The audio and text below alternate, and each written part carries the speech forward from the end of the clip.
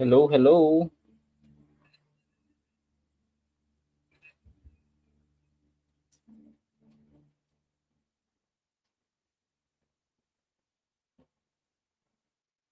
Share lang natin tong live natin, guys.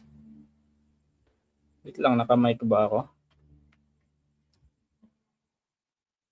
Share lang natin to.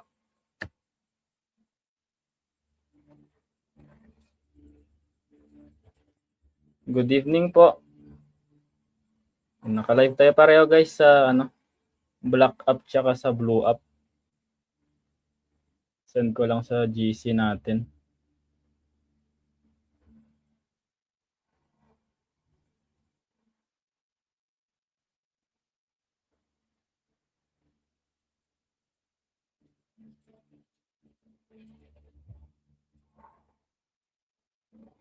Good evening guys.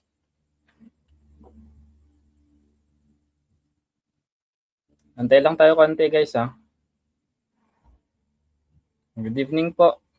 Live po tayo ngayon sa black up tsaka sa blue up. So tinry ko lang, guys, kung pwedeng isabay. Ayan, so tingnan natin.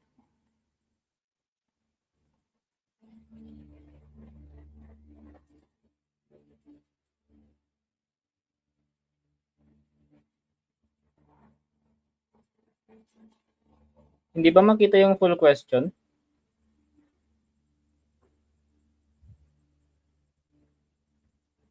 Yung iba nakikita naman. Yun, so nag-comment rin sa blue up si Sir si Ma'am Frolin, letter B daw. Anong oras po kayo nagla-live? Around 9 po, pero napaaga lang ng konti ngayon.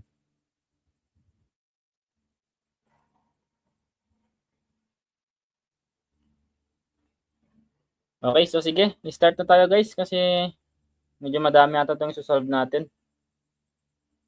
And how to solve daw, sabi ni Sir. Sige, start na tayo. So, a laptop costs 40,000 pesos. It is sold at a 15% discount. What is the sell price? Ayan, so yung 40,000, guys, na original cost ng laptop, so nabenta mo daw with a discount of 15%. So kailangan, guys, yung sagot na natin dito or yung sale price na natin ay mas mababa na kesa sa 40,000, di ba? So may dalawang paraan dito, guys. Yung una, kunin mo muna yung 15% and then i-minus mo sa 40,000. Or pwede rin naman yung 100% na original price natin, i-minus mo na kaagad yung 15% na discount. So that is equal to 85% na lang yung babayaran mo. Okay? So, ang gagawin mo dito, i-multiply mo na lang yung 85% sa 40,000. Yun, so letter C daw. So, check natin, ha. So, 40,000 times 0.85. Bakit 0.85? Kasi itong percentage natin, ginawa natin siyang decimal. So, mag-move ka lang naman ng dalawang beses papunta sa left side. So, multiply natin to, guys. 5 times 0 is 0, 0, 0, 0. 5 times 4, that is 20. 8 times 0, 0 pa rin. 4 na 0, and then 8 times 4, that is 32. Yan. So, kapag in-add natin yan, guys, 0, 0, 0, 0, 0, 4, 3. And then, bilangin natin kung ilang decimal places. Wala ba akong pen? Ba't ganun? Ba't walang pen? Meron naman dito sa Ba't kaya ganun? Wait lang, guys, ha. Sige, ayusin natin. Yan. So, mag-move ka lang ng dalawang beses, 34,000. Bakit walang pen? Wala bang pen? Ba't walang pen dito sa black up natin? Ito yung problema natin. Pero sa blue up, guys, meron naman. Bakit kaya ganon? Naka-live pa kasi tayo sa sa black up, sinabay natin. Check na natin kung maayos natin to. Ayun, no. Iba na tuloy yung nakikita sa sa blue up.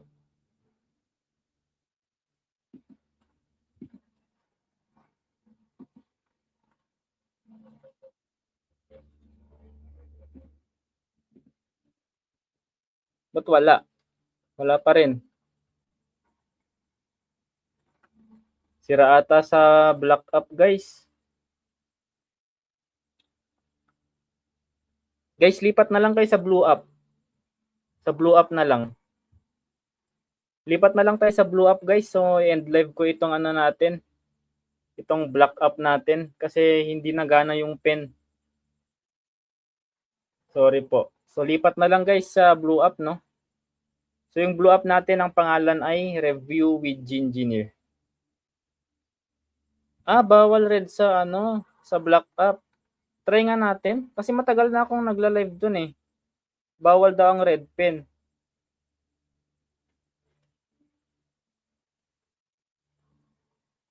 Wala pa naman. Wala talaga guys. Ayaw talaga. Kahit blue pen. Ayaw talaga guys, no? Sa ano na lang kayo? Yes, sa page na lang. Sa page na lang tayo manood. Ayan. So, end live ko na guys yung ano natin, yung black up natin. Kasi hindi nakikita. Ayan. So, meron nga sa ano eh, sa page eh. Dito lang talaga. May problema sa black up natin kasi blanco. Nagla-live naman ako dati dito. Di ko alam bakit blanco na ngayon. Yan. So, sige. End live tayo guys dito sa ating black up.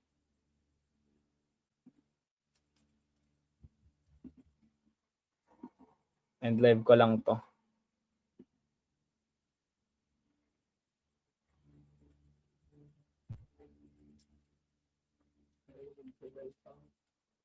Okay. So, ituloy natin guys ha. Yan. So, ituloy natin. So, tama naman yung sagot natin, no? Ayun. So, sumobra nga. Sobra ng isang zero. So, 34,000.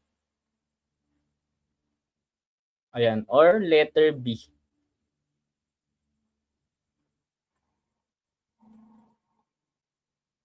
Yan. So, next tayo guys ha. Dito na lang tayo guys sa, ano, sa blue up mag-live. So, GenInfo guys, aling ahensya ng pamahalaan ang pangunahing nangangalaga sa kalusugan ng mga mamamayan? Yan. So, anong sagot natin dito?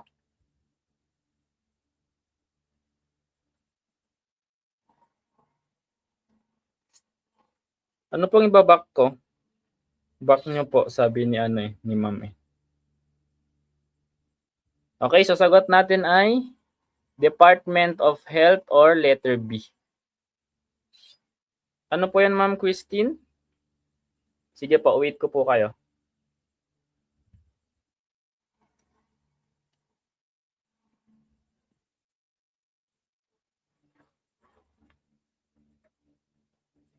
Hindi kami nakahabol kasi wala sa black up. Sige, sige. So, ibalik lang natin guys yung unang ano, example. So, sige po, pwede mo pong i-screenshot. Yan, chop-chop method, pwede rin naman. Okay lang yun. Sige, antayin ko kayo guys.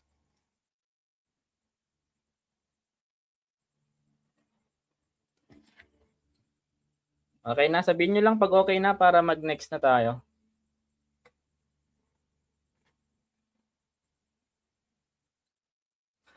Okay naman na siguro, no? So, next tayo. Ito po yung una. Una example po ito.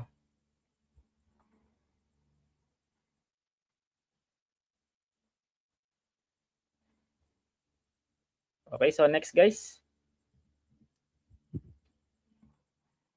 Ayan, so the ratio of boys to girls is 5:7. If there are 60 students, how many are girls?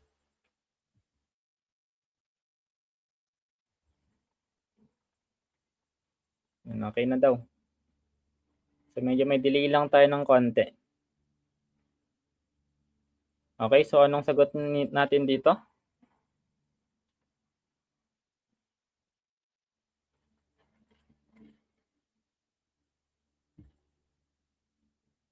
Medyo may delay guys itong ano natin, no? Itong live natin sa mga comment.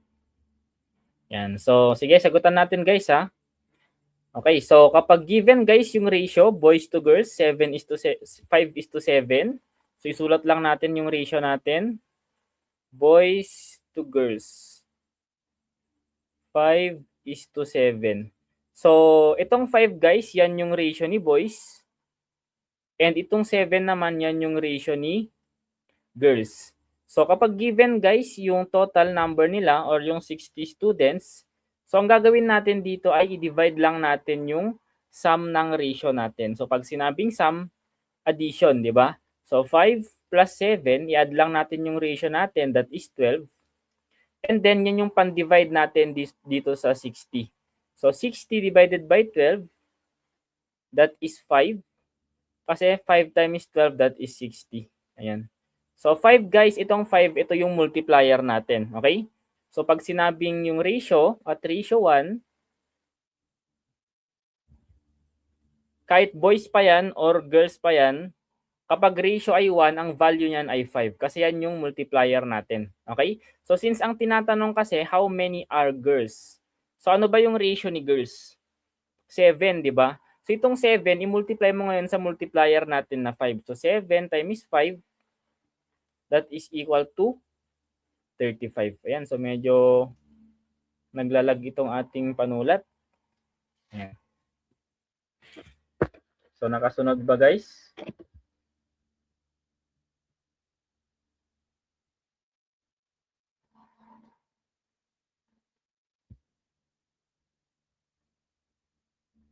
Okay, so next tayo guys.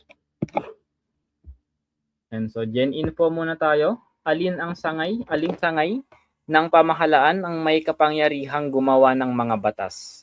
A. Ehekutibo, B. Hudikatura, C. Lehislatibo, and D. Lokal na pamahalaan. Ayan, so natagalog lang, no? So meron tayong 3 branches, di ba? Yung executive. Ayan, so medyo naglalag yung ating panulat, guys. Judicial, tsaka legislative. Ayan. So ang gumagawa ng batas guys ay yung legislative or lehislatibo. So letter C.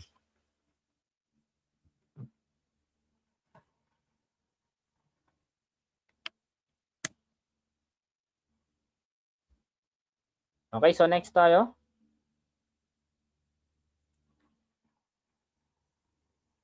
Okay na? So marami namang tama, no? So Liza is older than Marco. Marco is older than Noel. Paulo is younger than Noel. Ayan. So who is the youngest? So ang technique dito guys, kailangan nating i-arrange from oldest to youngest, di ba? So let's say oldest to youngest. Okay, so i-arrange lang natin sila guys ha. So si Liza daw older kay Marco. So let's say andito si Liza, mas matanda siya kay Marco. So andito si Marco sa baba niya. Marco is older than Noel. Mas matanda naman daw si Marco kaysa kay Noel. So nasa baba niya si Noel. And Paulo is younger than Noel. So mas bata naman daw si Paulo kay Noel. So andito si Paulo. So ang tinatanong guys, since nagawa na natin yung arrangement natin, sino daw sa kanila yung pinakabata or yung youngest? Ayan. So that is Paulo or letter D.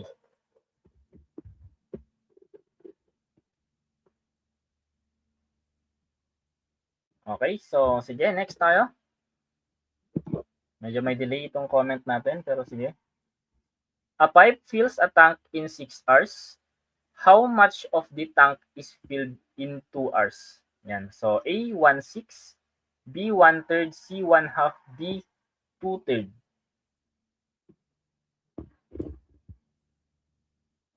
Lang guys, tanggalin ko lang yung Usin lang natin to.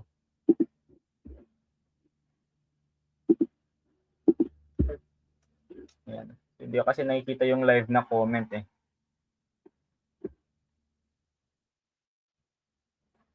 Okay, so letter D daw. Yan, so letter D si ano kanina, na. Pero ngayon, sige, let's wait. Antay tayo konti para sa mga magsasagot. Okay, so sige. So, a pipe fills a tank in 6 hours. How much of the tank is filled in 2 hours? So alam naman natin guys yung concept ng rate, di ba? Kung 6 hours siya natatapos, halimbawa meron tayo ditong isang complete work, sabihin na lang natin, meron tayong bar, and hatiin natin siya ng 6. So 1, 2, 3, 4, 5, 6. Ayan. So 6 parts. So kapag nakompleto mo yan, ibig sabihin tapos na, 100% na yung trabaho mo or yung work mo. So since 6 hours siyang natatapos, ibig sabihin sa 6 na boxes natin dito, 1/6 ang rate niya kada araw.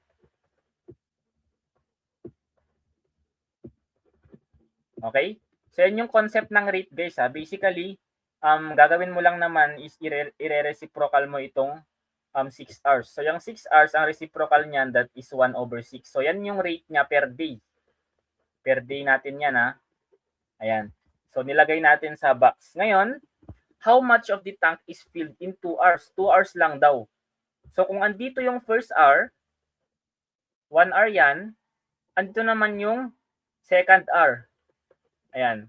So, ito na yung natapos niya. Kapag dinrawing natin ulit yan, itong dalawa tapos na niya. Ito, tapos na niya. So, anong fraction guys ng natapos na niya? So, di ba kung dalawa to, and ilan pa yung natira? 4. So, kapag fraction natin, that is equal to 2/6. Ayan. So, yung 2/6 guys, pwede pang i-reduce yan into lowest term. So, kapag dinivide mo yan both numerator and denominator ng 2, ang lowest term niyan ay 1/3. Diba? So, 1/3 or letter B. Ayan. Or pwede lang naman gamitan ng common sense guys, di ba? So 2 hours na yung natapos niya. Kung 6 hours yung kailangan niyang tapusin or yung oras niya para matapos, edi gawin mo lang siyang fraction. 2 hours yung numerator, yung 6 hours naman sa denominator, di ba? Ganun lang naman kasimple. In-explain ko lang yung concept. So next, A can finish a job in 8 days and B in 12 days. Working together, how long will they take? So mag-antay tayo guys ng sagot natin.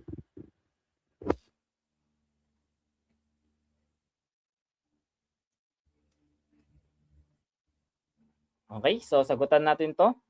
So gamitin na natin kagad guys yung shortcut natin kapag yung tinatanong is yung rate nila working together. Ayan, so that is product over sum.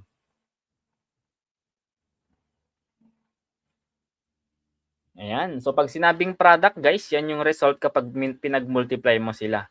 So 8 times 12. And kapag sinabing sum naman, so kailangan natin silang i-add, di ba? So 8 plus 12. Ayan, so welcome po sa ating 153 na viewers. So 8 times 12 guys, ilan yan? Okay, that is, I think that is 96 over 8 plus 12, that is 20. Ayan, and then divide mo na lang guys para malaman mo yung sagot niya. So yung sagot natin dito is yung rate nila working together. Diba? So 96 divided by 20, so that is 4. 4 times 20 is 80. Ayan, so dito pa lang guys, alam mo ng 4 point something yung sagot, di ba?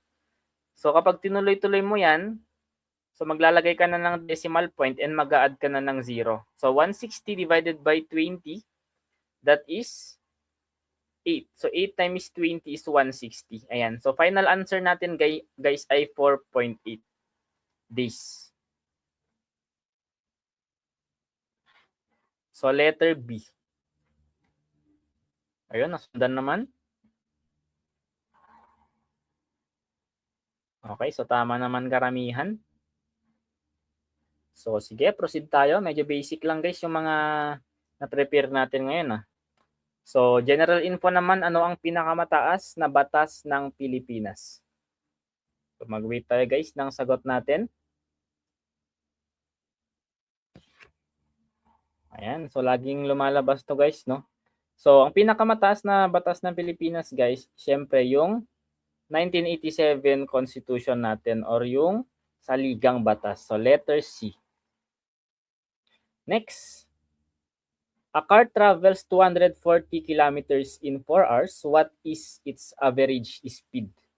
Yan. So, alam naman natin siguro guys yung triangle natin, no? Kung hindi nyo memorize yung formula natin. So, nahati ng tatlo yung triangle natin para makuha natin yung formula. So, distance yung nasa taas and yung nasa left side, yung speed and yung time naman sa right side. So, kapag binasa mo ito guys, kung ano yung hinahanap mo, halimbawa speed yung hinahanap mo, tatakpan mo lang ngayon si speed. So, anong may iwan? Ito, di ba? Distance over time. So, speed is equal to distance over time. So, since ang hinahanap, what is its average speed? So, since isa lang naman yung trip niya or isa lang naman yung given, so, madali lang to. So, plug in lang to. So, yung total distance natin ay 240 over yung time naman natin ay 4. So, kapag dinivide natin yan, 240 divided by 4, I think that is 60 kph, kilometers per hour. Yan. So, letter C. Ayun. So, marami namang nakakatama, no? Okay. So, sige. Proceed tayo, guys. Next question. Convert 0.375 to a fraction in simplest form. Ayan. So, kapag hindi kayo marunong mag-convert, guys, madali lang to. So, gawin nyo lang naman whole number, yung decimal natin. Bilangin nyo lang kung ilang beses kayo mag-move. Yun yung bilang ng zero natin sa denominator natin. So, for example, 0.375. Nandito yung decimal point niya. So, kailangan mong i-move sa right hanggang sa maging whole number siya. So, magbibilang tayo. 1, 2, 3. Tatlong beses. So, 375 na siya. Naging whole number na siya. Ilang beses yung minove mo? Tatlo. So, magbibilang lang din tayo ng tatlong 0, then add 1. So, itong fraction natin, guys, kinonvert natin from the decimal, 375 over 1,000. So, ang mahirap lang dito yung pag-simplify kung hindi mo kabisado, ano? Ayan. So, paano natin ma-simplify yan? Then, kung nahirapan kayo, guys, pwede lang namang tingi-tingi yung pag-simplify nyo. So, pwedeng i-divide nyo muna ng 5.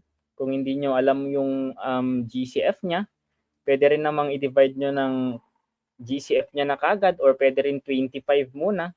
Kayong bahala. Ayan. So, mag-antay lang tayo ng konting kasagutan. Okay, so sige, divide muna natin ng 25.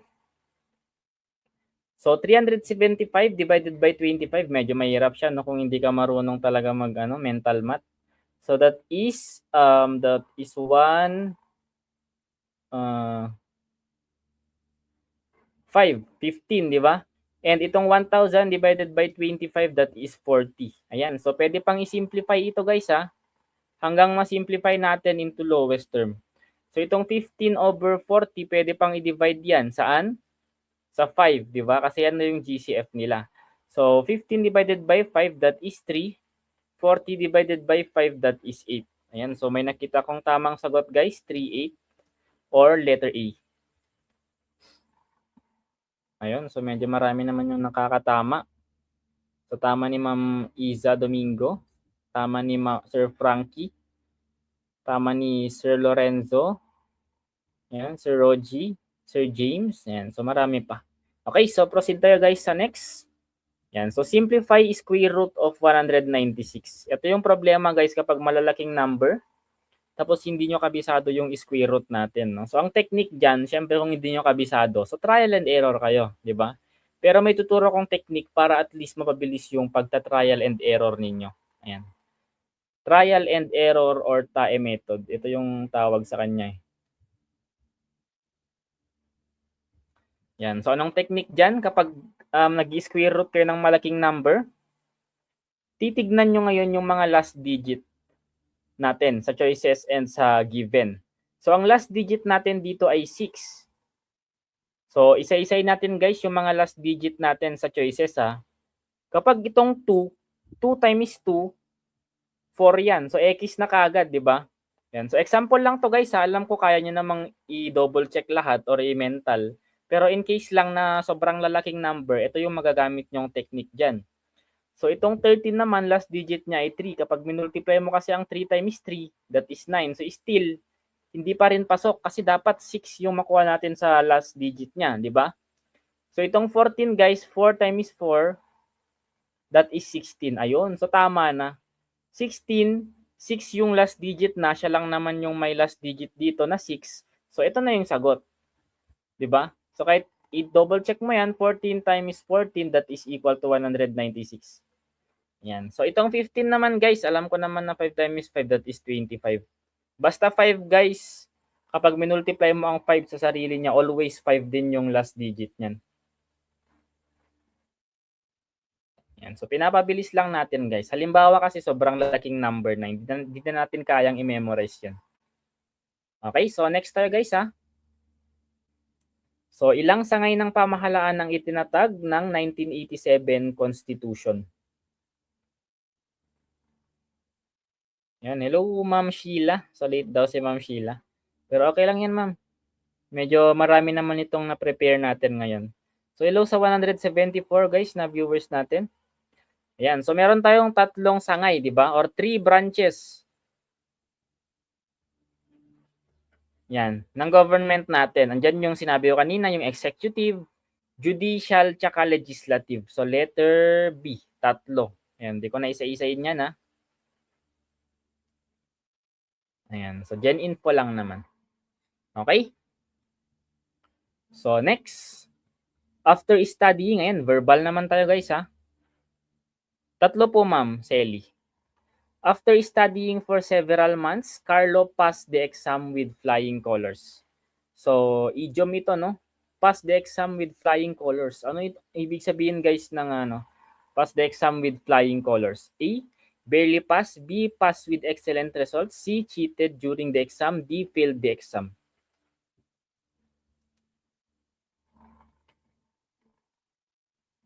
So, anong sagot natin dito?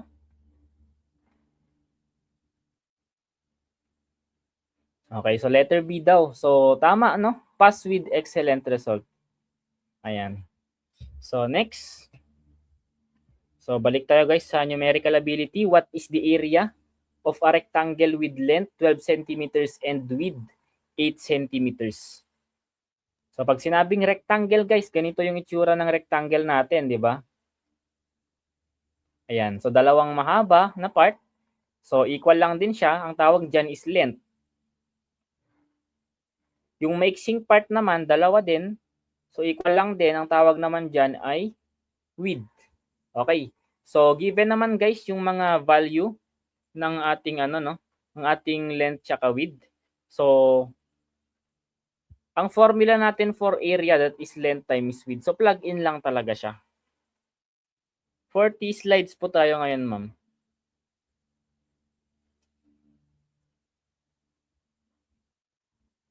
Okay, so ituloy lang natin guys ha. So plug in lang naman to guys. So yung length kasi given which is 12 and yung width given rin which is 8. Ayan. So in centimeters naman sila kaya wala tayong problemahin sa unit natin. So basically multiply lang natin to. 12 times 8. Ayan. So that is equal to 96 centimeter squared. So letter C. Ayun. So next tayo guys. Marami naman nakatama, no? So karamihan letter C. Ayan. So if 4 notebooks cost 180 pesos, how much do 10 notebooks cost at the same rate? Yes, geometry po yun.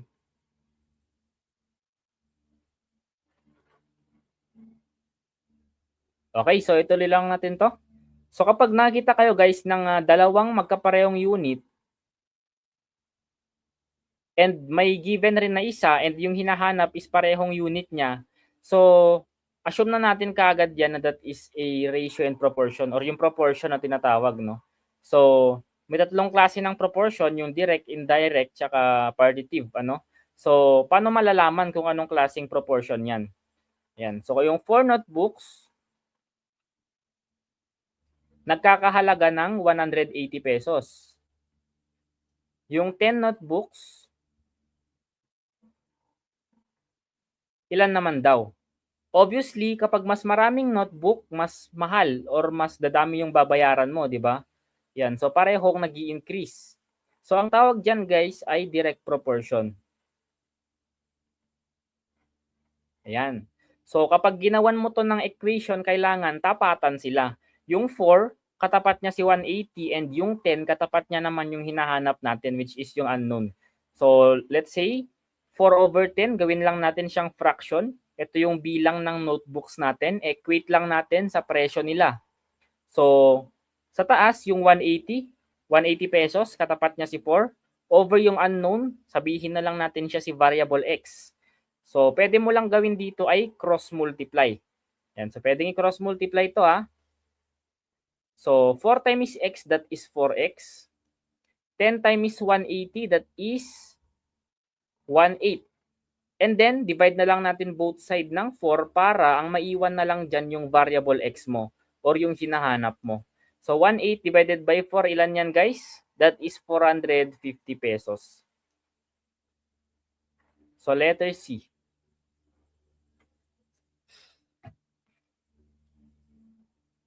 Ayun, so maraming nakakatama. Okay, so meron naman tayo ditong exponent guys. Simplify 3 squared times 3 cube. Ayan, so pag sinabing exponent, andito siya, no? Yung may maliit na number sa upper right ng malaking number natin or yung base natin. So gagawin mo lang naman dyan, ang concept lang naman ng exponent, kung ilan yung exponent mo, yun yung bilang ng pag-multiply mo doon sa base mo. Pero since dito kasi yung mga choices ay hindi naman na-simplify actually. Ayan. Or hindi na-evaluate. So parang inayos lang yung exponent niya. So ang rule dito guys, kapag minumultiply natin yung same base, ayan. So ang rule dyan, i-add mo lang itong mga exponent nila. Ayan. So copy natin yung yung base niya which is 3 and then i-add natin yung exponent. So 2 plus 3. Ayan. So 3 raised to 5 na siya. 'Di ba? Ayun, salamat po sa nag-send ng star, Sir Alfred Jan Estrada. Okay, so sagot natin guys ay 3 raised to 5. So letter A.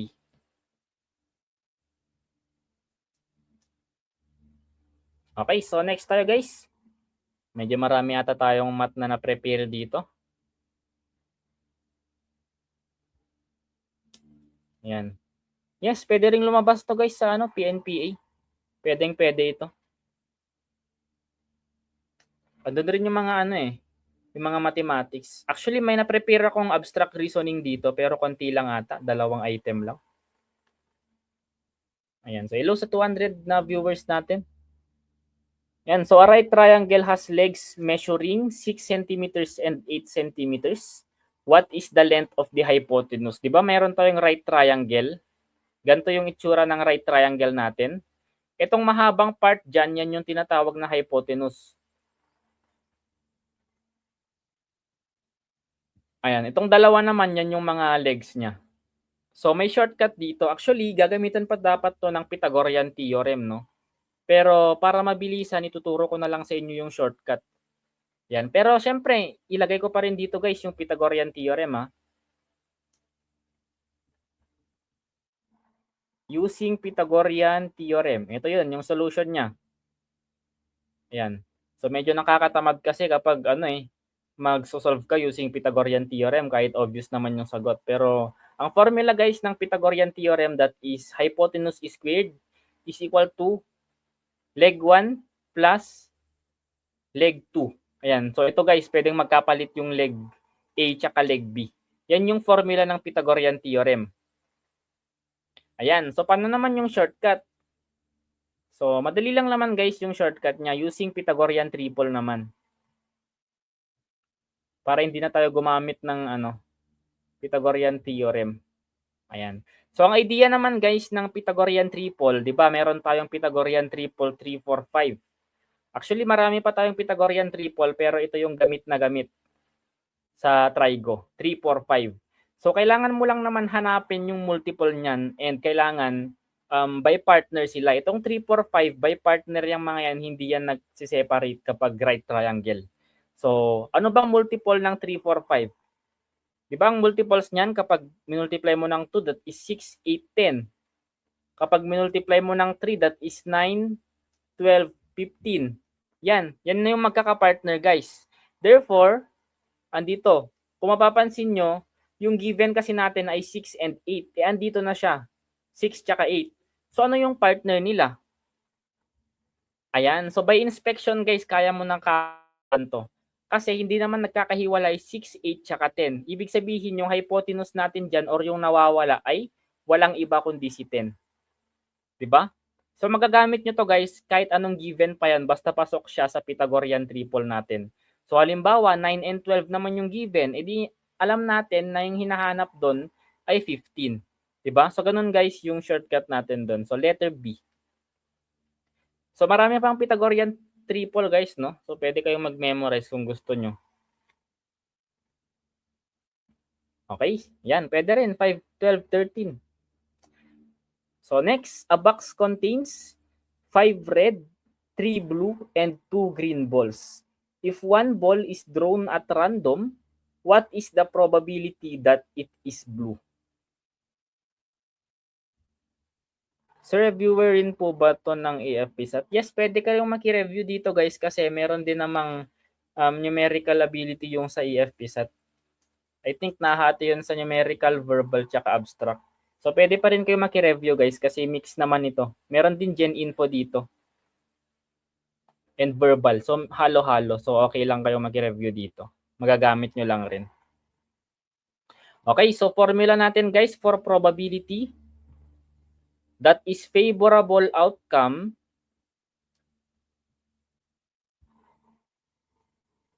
over total possible outcome. Ayan. So, kung di nyo maintindihan to, explain ko to ng medyo mas mabilisan. So, kung meron tayong box dito, let's say meron tayong box dyan, and yung box merong lamang balls, di ba? So, maraming bola yan. Yes po, for civil service exam po. Nasa description naman. Ayan. So, pwede nyong check, guys, yung ano natin, yung read up natin. Kompleto rin tayo ng videos doon. So, nasa description naman. So, yung laman, guys, ng box natin, merong 5 na red, merong 3 na blue, tsaka 2 na green balls. Yan yung laman, guys. So, ano daw yung probability na kapag bumunot ka, ang makukuha mo dyan, kapag bumunot ka, ang makukuha mo ay blue na bola. So, gagamitin lang natin tong formula, guys. Ngayon, ang technique dyan, bibilangin mo kung ilan lahat ng bola na nasa loob. Yun yung nasa denominator mo dapat. So, 5, 3, tsaka 2. Kapag inad natin yan, 5 plus 3 plus 2. So, that is 10, di ba? So, yung numerator naman natin, yun yung kung ano yung kailangan nating mabunot. So, dito, blue, di ba? So, ilan ba yung blue sa loob ng box? Andito, 3. Ibig sabihin niyang 3, guys, yan na kagad yung numerator natin. So, 3, kapag inad natin yan, 3 over 10. Ganun lang kadali, guys. So, letter B. Hindi naman siya mahirap, ano? Okay, so proceed tayo, guys, sa next problem. Ayan, so syllogism ata to. Some employees are managers. All managers attend leadership training. Which conclusion is logically valid?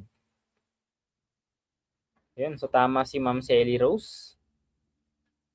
So try nyo ito, guys, syllogism question. Actually, kaka-upload ko lang ng syllogism na video natin kanina sa read up natin. So check nyo, guys, yung read up ko, ano. Okay, so technique, guys, sa syllogism, kailangan nyo siyang i-drawing or gawan ng Venn diagram para ma-visualize nyo siya. Okay? So sa first statement, sabi niya, some employees are managers. Some employees, kung andito si employees, kapag some yung keyword, dapat may mag-overlap dyan. Andito naman ngayon si managers. Yan yung Venn diagram ng first statement natin. So next naman, second statement. All managers attend leadership training. So lahat daw ng managers, andito yung managers, no? So kailangan nating sakupin lahat yan kasi all yung keyword natin. All managers attend leadership training. So let's say attend training or AT na lang. Okay? So yan na, guys, yung Venn diagram ng dalawang statement natin. Ngayon maghahanap tayo sa choices kung anong pasok na conclusion dyan based sa ginawa nating Venn diagram. So sa choice A, sabi niya all employees attend leadership training. Nasaan si employees? Andito. Nasaan si attend training? Andito. So lahat ba ng employees nag-attend ng training? Mali, 'di ba? Kasi ang Venn diagram ng all guys, dapat nasasakop mo lahat ng bilog eh. Ganyan dapat kapag all yung keyword natin. So X yan kasi based sa Venn diagram na ginawa natin, hindi naman ganun. Okay, so choice B naman, some employees attend leadership training. So i-redraw lang natin to guys para mas maintindihan natin. Kung andito yung bilog ni employees, kapag ni-redraw natin yan, asan ba yung bilog din ni attend training? Andito 'di ba yung malaki? So kapag ni-redraw natin 'yan, ganyan, 'di ba? Ganyan yung Venn diagram niya. So kapag gantong Venn diagram guys, alam natin na ang keyword diyan ay sum kapag may nag-overlap. So sum yung keyword, ibig sabihin tama si choice B. Sa'yo ko natutunan to, Sir Agyaman. Ayun, so salamat po. Yan, so congratulations din. Ayun, so tama rin si Ma'am Sally Rose. Okay, so next tayo guys. So multiply 2/2 times 4. So paano natin isosolve ito guys? Yan, so marami namang tama. Okay, so para ma-solve natin to guys, pwede natin gawing improper fraction kasi mixed number itong 2/2, di ba? Pwede natin yang gawing improper fraction. So paano gawing improper fraction yan? Itong 2, i-multiply mo lang dyan sa whole number. I-multiply mo and then i-add mo yung numerator na 1. So 2 times 2 plus 1 and then copy na lang natin yung denominator natin na 2. So ganyan lang guys yung gagawin nyo para ma-convert nyo yung mixed number papuntang improper fraction. Ganito mga tanong sa NAPOLCOM. Ayun, pwede rin kayo guys kahit anong exam pa yan. Mathematics naman to. Ayan, so 2 times 2 plus 1, that is 5/2. And then copy na lang natin yung minumultiply natin na 4 times 4. Ayan, so mas madali na guys yung pag-multiply natin kasi wala nang mixed number, di ba? So 5 times 4, that is 20. And then i-divide natin yung 2 dyan. So 20/2 or that is equal to 10. So letter C. Hello Sir Alvin, new follower daw. Ayun, so maraming nakatama. So hello guys sa 184 na viewers natin. Sayang doon sa black up, no? Hindi kasi makita yung pen. Okay, so sige guys, proceed tayo. Pero lagi akong nagla-live guys sa black up, no? So first time ko lang kasi mag-live ngayon dito sa blue up. Pero kadalasan sa black up talaga. Okay? So a student's score increase from 60 to 75. What is the percentage increase? Okay, so kapag percent increase or percent decrease, iisa lang naman yung formula niyan. That is their difference over old value. Pag sinabing difference guys, kahit anong pwesto pa yan, yung malaking number minus maliit na number. Ayun. So may ii din dito si Sir Alex. So malaking number 75 minus maliit na number. So 75 minus 60 over yung old value. Lagi niyong tatandaan guys na yung old value yan yung value nung hindi pa nagagalaw or hindi pa nai-increase or yung original value niya. Yan yung old value. And after mag-increase naging 75, ito na yung new value niya. Okay? So i-divide natin sa old value which is 60. So that is 15/60. Ayan. So pwede pa kasing i-simplify ito, ano? So pag dinivide natin to ng 5. Ayan. So that is 3. Actually 15 na para mas mabilis. 15 divided by 15, that is 1 over 60 divided by 15, that is 4. Ayan. So 1/4 guys. Yung 1/4 pwede lang natin siyang i-convert into percentage and that is equal to 25%. Ayan. So dapat kabisado na rin ito guys ha, yung conversion ng mga common na fraction natin into percentage. So letter B yung sagot natin. So, tama si Ma'am Selly, si Sir J. Evangelista, si Sir Ren, yan. So, si Sir Christopher, Sir JB, yan. So, marami silang nakatama, no? So, proceed tayo guys sa next. So, verbal ability naman tayo. Instead of arguing, Mia decided to bite her tongue. Ayan, so still idiom ito guys, no? So, pag sinabing idiom, wag niyong ililiteral na kunin yung ano niya, yung meaning niya. So, dapat hindi literal. May other meaning yan. Salamat sa free reviewer tutorial. Balikan kita kapag ibigay sa atin ng panahon na yun. So, welcome po. So, review lang tayo ng mabuti guys para makapasa tayo. Ano? So, sa mga gusto guys ng free reviewer, check nyo yung ano natin, yung red up natin. May na-upload ako doon lagi. Okay, so bite her tongue or syempre kapag kinagat mo na yung dila mo, hindi ka na nagsasalita, di ba? So, sagot natin dito ay letter B, remain silent. Yan, so dapat marunong din kayo mag-analyze guys ng mga idiom natin.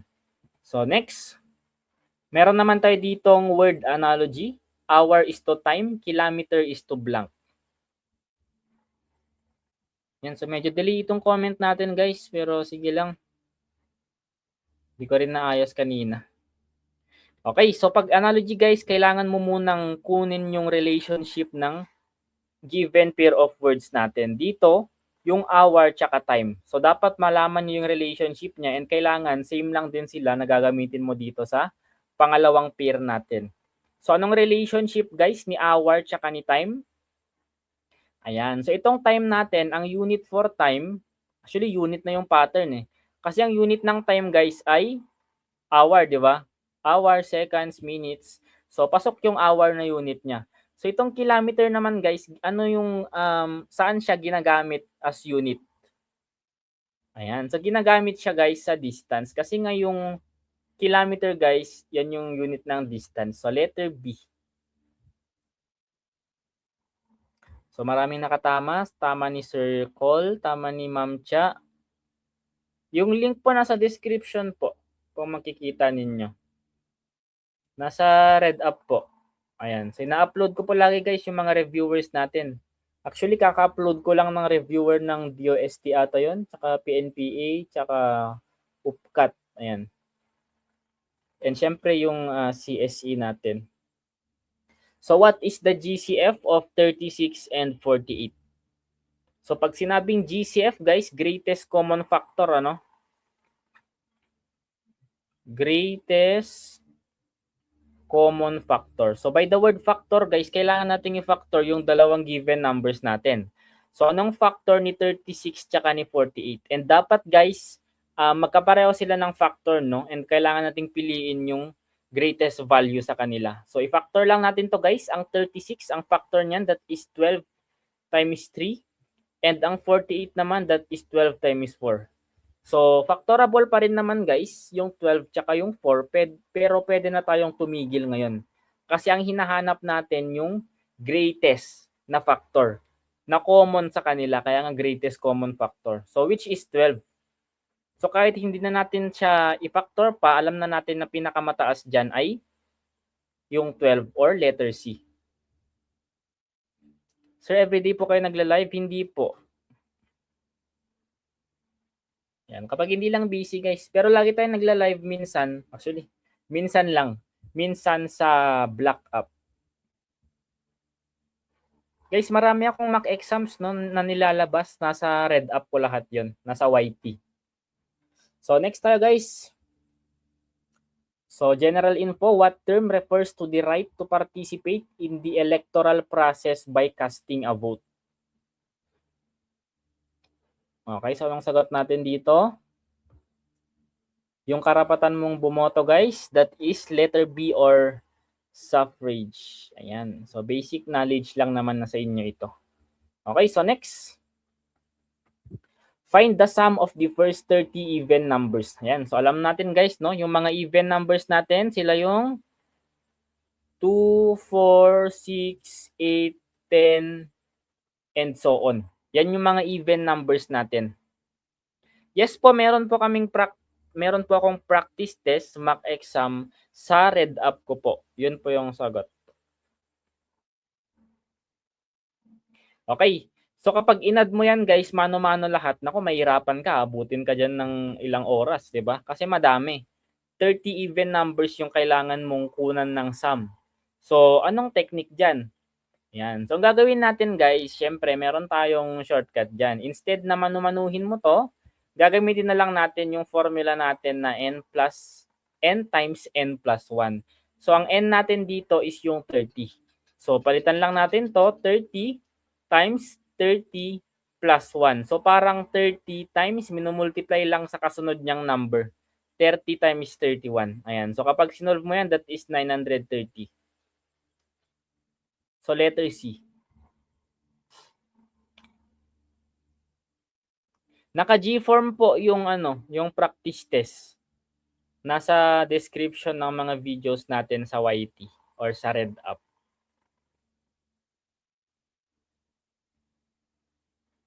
Okay, so next guys. Madali lang siya, di ba? Yan, so verbal ability. Neither the manager nor his assistants were aware of the problem. So, error identification guys. So, anong error dito? Magantay lang tayo ng sagot. Sa RedUp po or sa YT, doon po makikita. Nasa description naman yung link guys ng RedUp natin.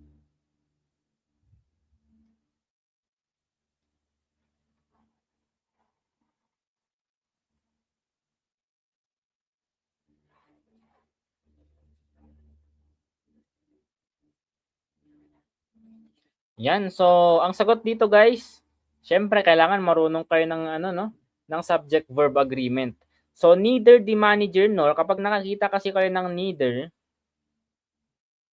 na may kasamang nor, ibig sabihin ang hahanapin mo diyan is yung nearest subject.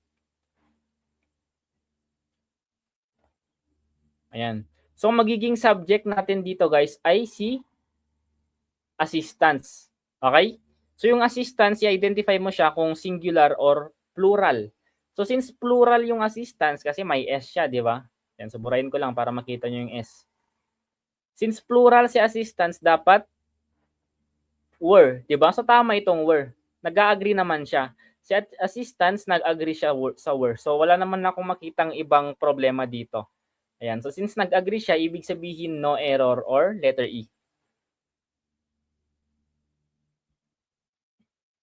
Yun, so tama si Sir John Vega.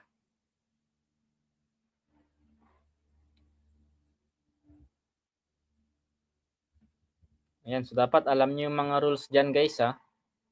So next, so meron ulit tayong analogy dito. Wing is to bird, fin is to blank.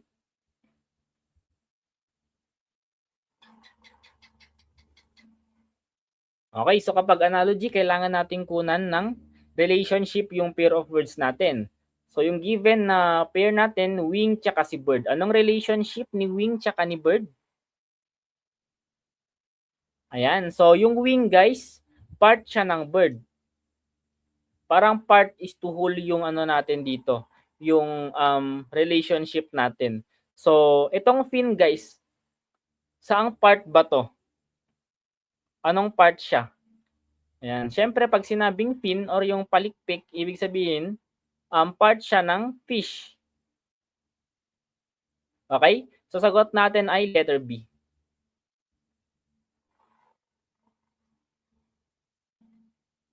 Medyo delay yung comment natin guys ha. Yan. So next tayo guys.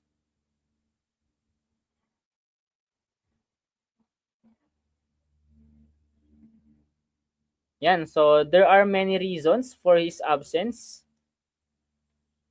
Ano ba yung pinagdedebatehan natin dito sa comment section? Guys, no error yung kanina. In-explain ko naman na yung rule kapag may neither tsaka nor.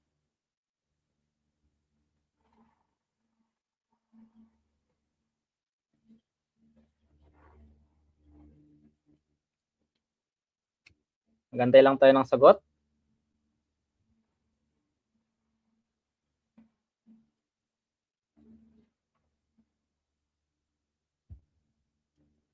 Yan. So wag tayong manghuhula guys ha. Pwede lang natin i-double check ito.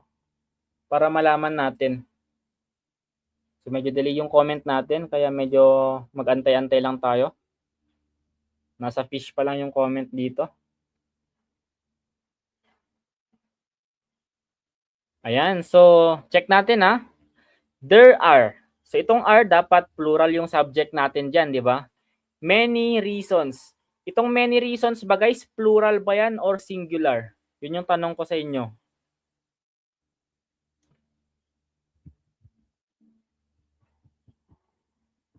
Anong sagot natin? Plural ba or singular yung many reasons?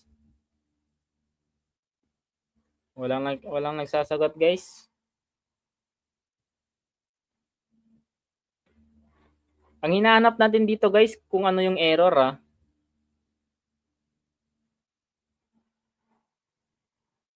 Walang sumagot sa ating tanong.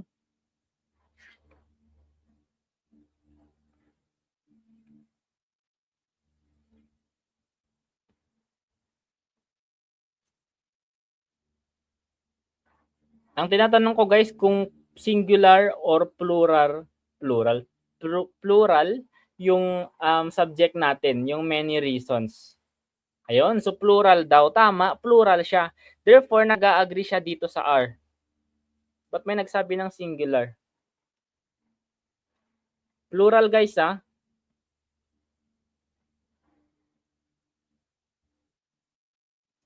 Ayan, so tama, plural. So pag plural yan, hindi nyo ba nakikita? So dapat R. So nag-a-agree naman siya. So wala tayong makitang mali dito. There are many reasons for his absence. So ibig sabihin guys, letter E ulit. No error.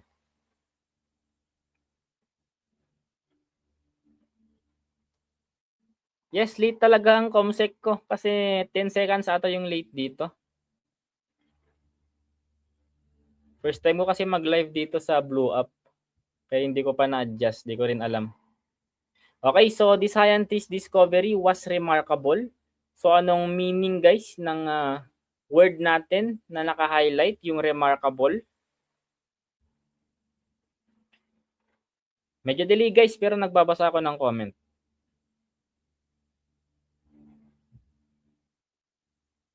Ayan, so remarkable, ibig sabihin, positive naman na word yan guys ha.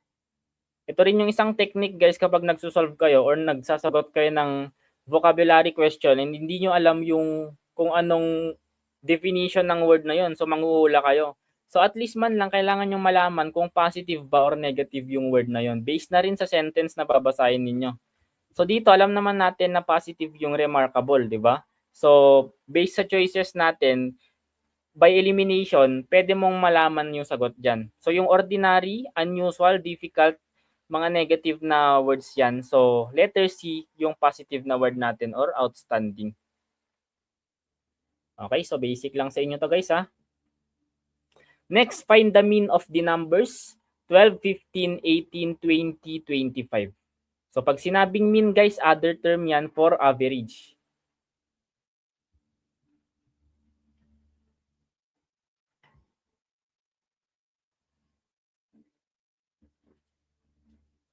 Yan, tama po, Ma'am Jonaline. Yan, so marami nakatama. Tama ni Ma'am Juicy, Ma'am Sir Rolemel, Ma'am Rosemary, Ma'am Sally Rose. Ayan. So kapag average guys, alam natin yung formula natin dyan. That is yung sum nila divided by kung ilan yung numbers. How many numbers? So i-add lang natin silang lahat. So 12 plus 15 plus 18 plus 20 plus 25 over kung ilan sila, bilangin lang natin, 5 sila. So divided by 5. So 12 plus 15 plus 9, 18 plus 20 plus 25, I think that is 90 ba? Kung di ako nagkakamali, that is 90. 40, ayun, so 90, no? And then over 5. So 90 divided by 5, that is equal to 18. So letter C. By the way guys, isisend ko itong ano natin, itong PPT natin. Itong file natin sa GC natin, ano?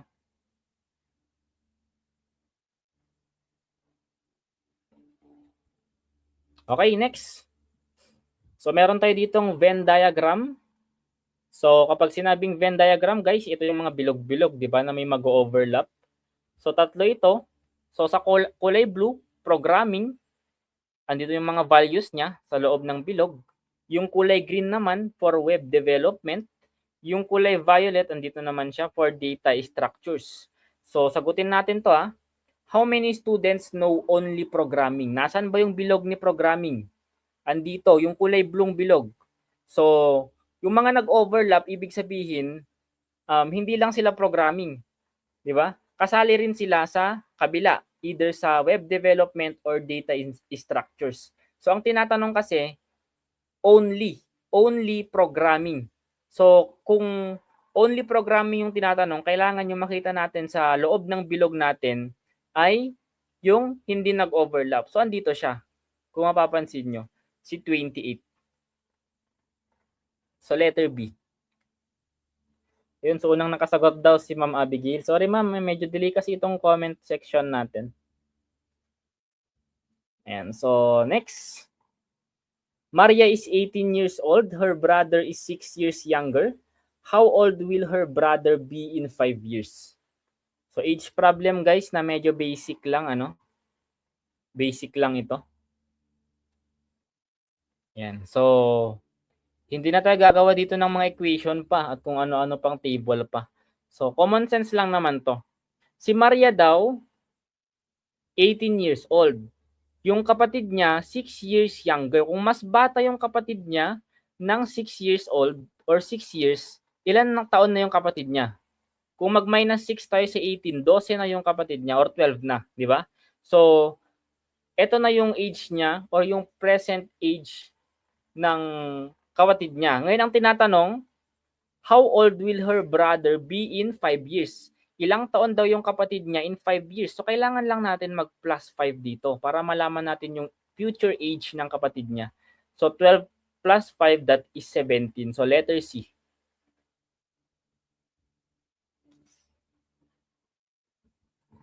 Okay, so hello guys sa 174 na viewers natin.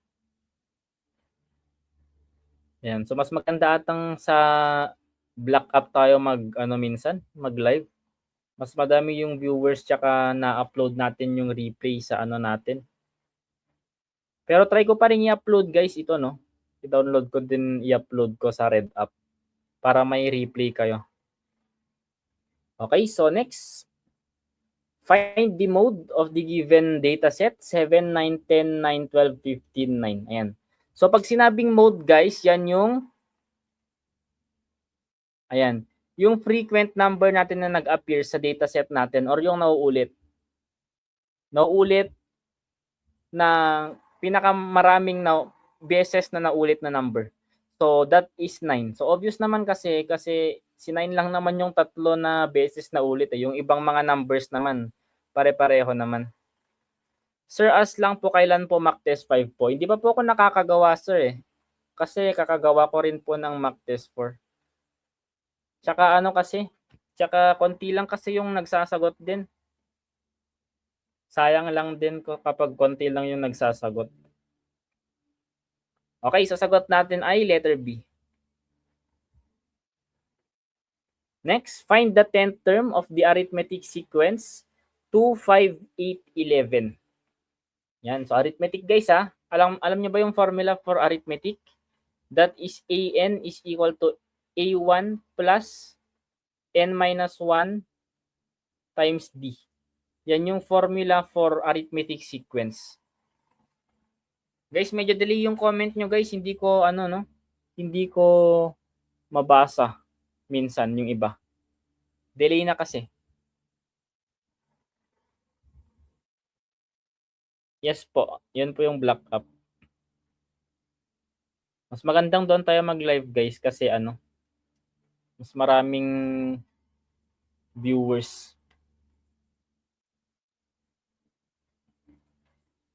Okay, so isolve na natin to guys.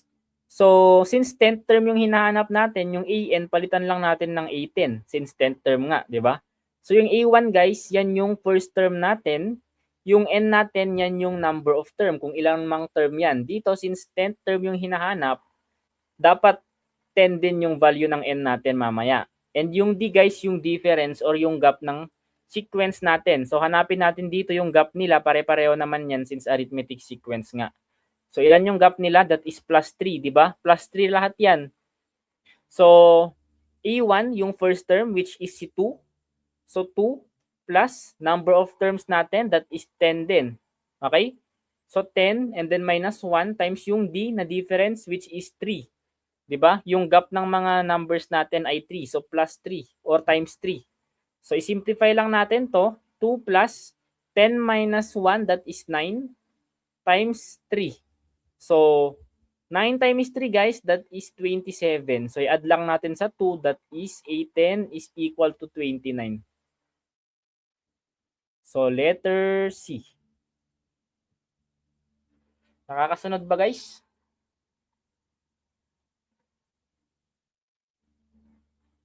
Okay, so next tayo.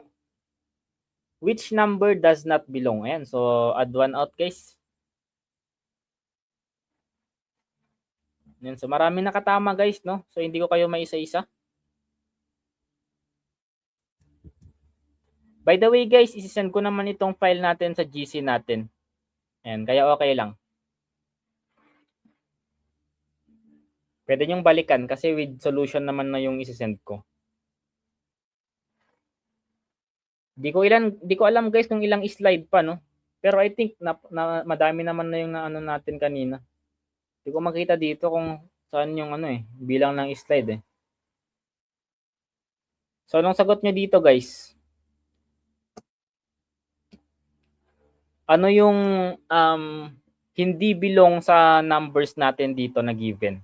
8, 27, 64, lista nga lang natin. 8, 27, 64, 81, 125. Ano yung hindi belong dyan?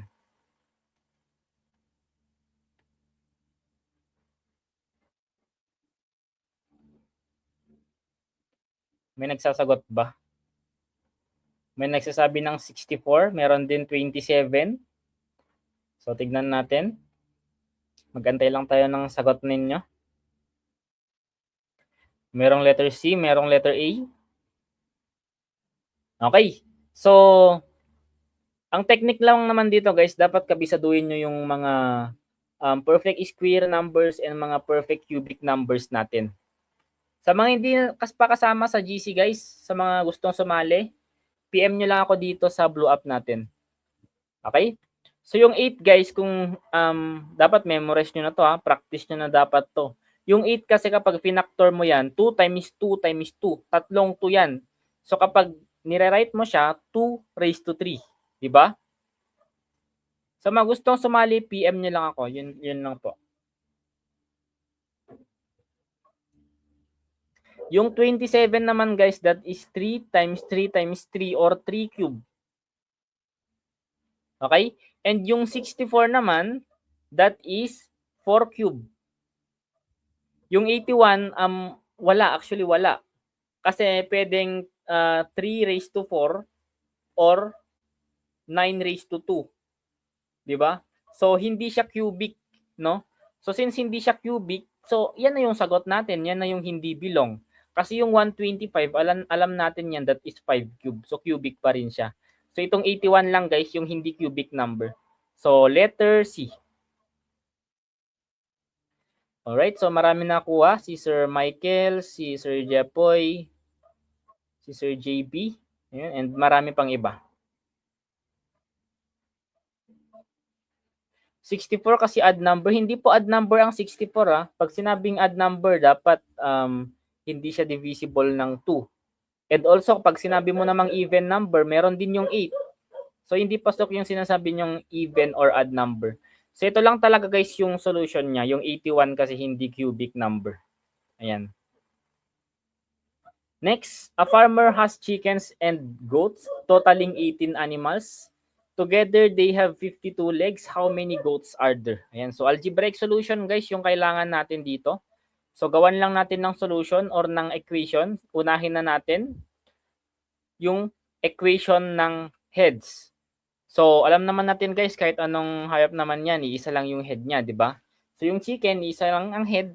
yung goat, isa lang ang head. So, let's say C, si chicken, and G naman si goat. So, C plus G. Ilan lahat na animals? 18. So, equate lang natin ng 18. So, yan na guys yung ating first equation. First equation natin to. So, gawan rin natin guys ng equation yung legs naman natin. So, kapag sinabing legs, kung ilan yung bilang ng legs, yun yung dapat na nasa equation natin. Yung chicken, ilan yung legs ng chicken? Dalawa, di ba? So, 2C plus ilan yung legs ng goat? 4. So, 4G. And we have a total legs of 52. So, meron na tayong dalawang equation. So, paano natin aatakihin itong problem natin na ganito? Ayan. So, ang gagawin natin, pwede lang natin silang ipantay. Pwede yung plug-in method, i-plug in natin yung value ni equation 1 sa equation 2, or yung ginagawa ko guys na cancellation method, mas madali siya. Okay? So, since goat yung hinahanap or yung variable G, ang kailangan maiwan na variable sa equation natin, yung variable G, di ba? So, kailangan makancel si variable C. Guys, may mga problem pala ako na ganito sa red app natin. Ginawan ko ng series yan. So, ang gagawin natin sa first equation, guys, since C lang kasi to, anong kailangan natin i-multiply sa C para maging 2C? Times 2 natin, di ba? So, itong first equation natin, i-times 2 natin lahat yan. So, C times 2, that is 2C, plus 2 times G, that is 2G, 2 times 18, that is 36. Ayan. So, kapag pareho na sila, guys, pwede mo na silang i-minus. Para 2C minus 2C, makakancel na yan. 0 na yan kaagad. Okay?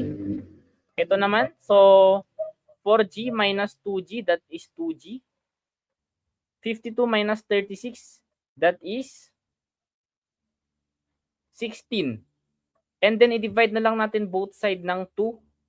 Itong equation natin para makancel si 2G na lang yung matira. So, 16 divided by 2, yung value ni G or ni goat ay 8 or letter C. Okay? So, nagets ba guys? Gusto niyo ng maraming example na ganito, punta lang kayo sa red app natin. So, next. Ayun, so may abstract series tayo dito. Abstract reasoning na add one out. So, ano sa tingin nyo guys yung naiiba sa figure natin? I think malapit na tayong matapos, ano? Kasi may abstract reasoning na dito. Ano yung naiiba dito sa figure natin?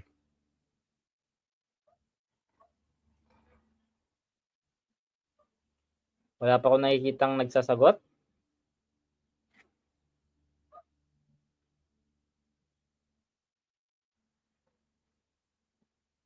Okay, so mag-antay-antay lang tayo konti ng magsasagot. Medyo late kasi guys yung comment section natin. Ayan, so may nagsasagot. Meron daw letter C. Pwede rin yung letter D. Anong sagot ninyo? Okay, letter D daw. Letter C naman yung iba.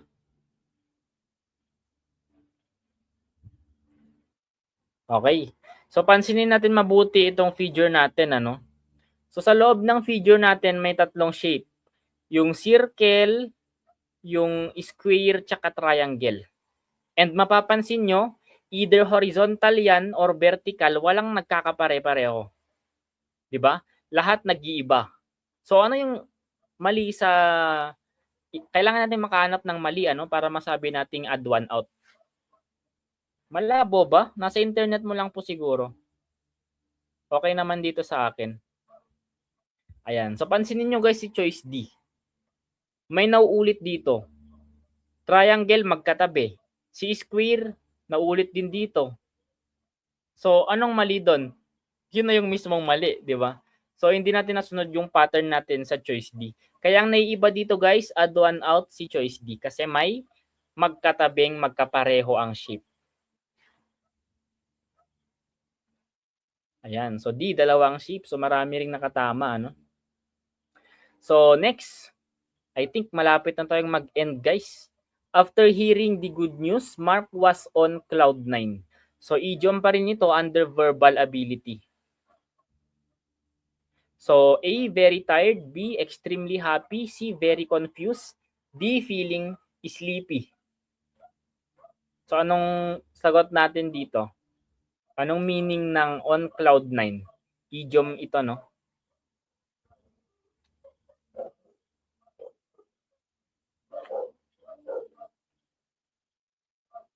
Okay, so sagot natin dito ay letter B, extremely happy. Ayan, kapag on cloud 9, ibig sabihin sobrang saya mo. So, extremely happy. Ayan. Ayun, so last, ano na pala to guys? Last slide na pala ito under figure series, ano? So, last slide tayo guys. Last slide po.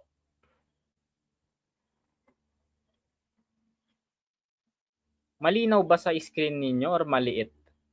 Yan. Pero nakikita nyo naman guys yung mga arrows, kaya I think masasagot nyo pa rin ito. Late lang guys yung comment natin, ano, pero nagbabasa pa rin naman ako. Last slide na po ito, no? So 40 items ito. So try kong i-upload sa RedUp kung kaya.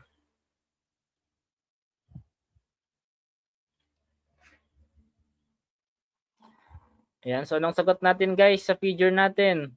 Last slide bago tayo mag-end. So salamat pala guys sa mga nanood ngayon, no? So nagka-problema kasi sa black up. Dapat marami tayo ngayon dito. Okay, so sa araw natin guys, mapapansin nyo. Yan. So sa araw natin, mapapansin nyo yung araw natin, umiikot siya.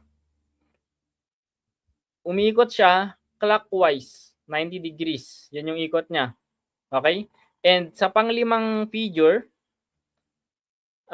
naulit na siya doon sa unang figure, yung arrow lang. Pero yung sa baba, yung blocks, yung shaded part, nagkaiba sila. Yung blocks naman, yung pattern naman dito sa blocks, ibahin lang natin ng kulay ah.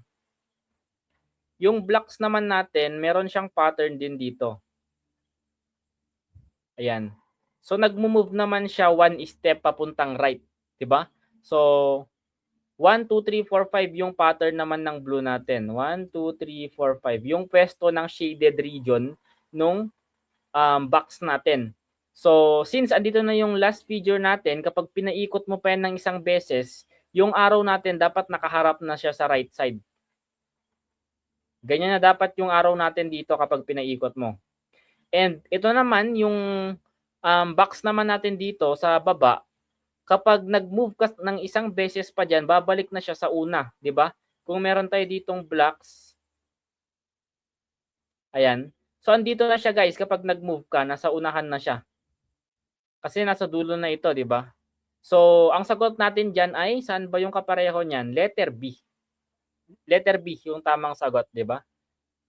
Ayun, so marami nakakuha guys. Congratulations sa inyo, nakaabot kayo dito. Clockwise po, hindi po counterclockwise, clockwise. Isulat lang natin. Kapag sinabing clockwise, ganito. Sumusunod siya sa galaw ng orasan. So kapag pabaliktad naman, yan po yung counterclockwise.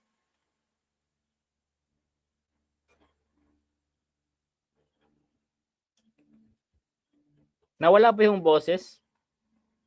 Nawala daw yung boses eh. Pero yun lang guys, no? Salamat sa panonood. So natapos na natin yung ating 40 slides sa ating free live lecture. So sana marami kayong natutunan guys, no? So na-share ko rin yung knowledge ko sa inyo. So ayun lang, no? So salamat po. May mga tanong pa po ba kayo before tayo mag-end live? Guys, sa mga gustong sumali sa GC, PM nyo lang ako sa Blue App, no? Or dito. And then itong replay guys, try kong i-upload sa RedUp. And itong file, isasend ko ito sa GC natin. Yan. So salamat po. Thank you so much. Okay, so 40 na slide yung natapos natin ngayon. Pero next time guys na magla-live ako sa ano na ako sa Black App na. Kasi I think mas maganda doon eh. Yan. So thank you so much po. Salamat. So mag-end live na po ako.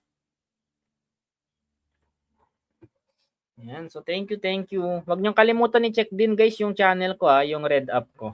Ayan. So, yun lang guys, no? So, mag-end live na tayo. Thank you sa panonood.